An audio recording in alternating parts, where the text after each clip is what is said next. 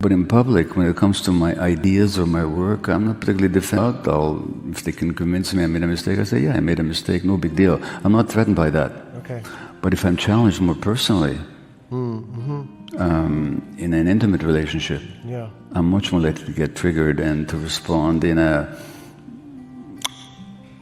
difficult way. Sure. Yeah. And I was wondering if you could say a little bit about, you write very eloquently about your relationship with your 3 children. Yeah. And how, as a father in the early years, you really weren't connected to them and really weren't present for them.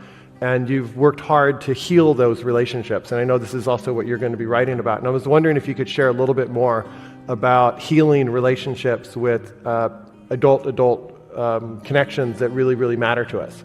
Yeah. Because I'm guessing that all of us here have other adults that we feel distant from, who are intimate to us, and it requires a certain kind of healing.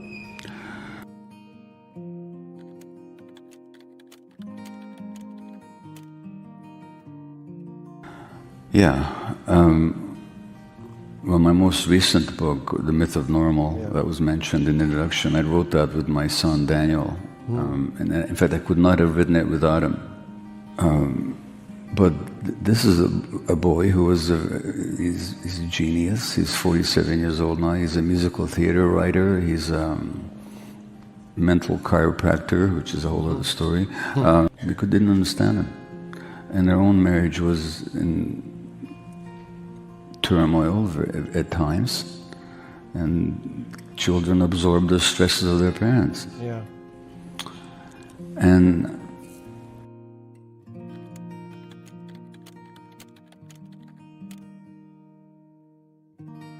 so we've had a lot of remedial parenting to do as our kids got older, as we got more conscious about our own trauma and as we became more aware of what our children needed from us as adults. It's been a lot of work. So Daniel and I are now writing another book together that was also mentioned. It's a workshop that we do together. It's called Hello Again, a fresh start for parents and their adult children. And it's a workshop that we've been giving for 6 years. And if you watch on YouTube, you can go on YouTube and Google Daniel and Gabor Maté, and the first talk that we gave in 2016 is seen by about 400,000 people. You can still see us seething at each other on stage. This is in the context of a healing workshop, you understand? Well, that's okay, because we're very open about it. We don't hide it, and we work it out, you know. But it's been ongoing. Wow. It's been ongoing work, and it's been a theme with all our 3 adult children. Yeah. And so how would you, I don't know, advice isn't the right word, but if there's people out here who are listening to this, who are feeling like, I don't feel that close to the people that I've raised, or my parents, or somebody who's really intimate to me, where is the beginning point?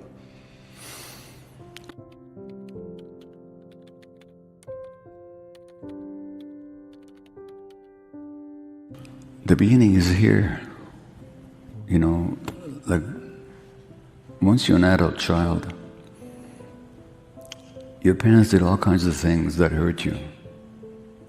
In this culture, and it's not to put the blame on individual parents, as we point out in The Myth of Normal, in this society it's awfully difficult to be a parent. Yeah. This society does not support parenting the way nature designed parenting to be. Yeah. And it's a whole other subject. But inevitably, we pass our stuff on to our kids, for all kinds of reasons, with the best of good intentions, the best of goodwill. So then you're an adult person, and you've got your parents. These are the people, and here's the thing about that relationship. It's completely unique, because what other relationship begins with one of the partners being a one-celled organism and the other being a full adult?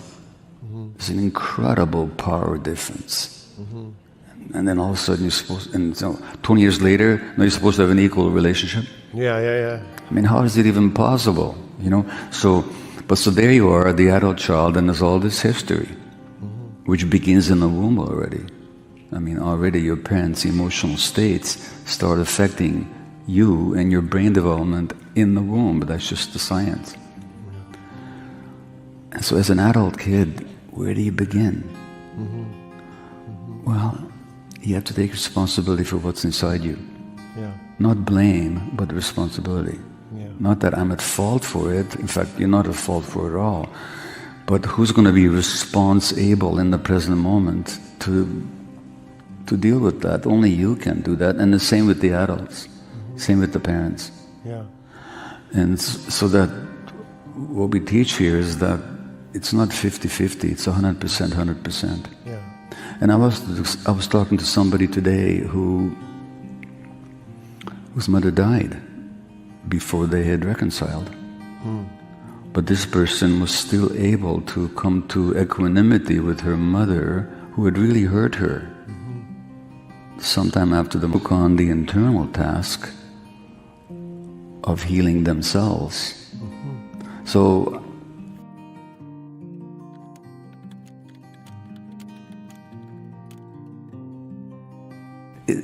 if both partners are around and they're both willing to work on it, it can be a very beautiful dance. Yeah.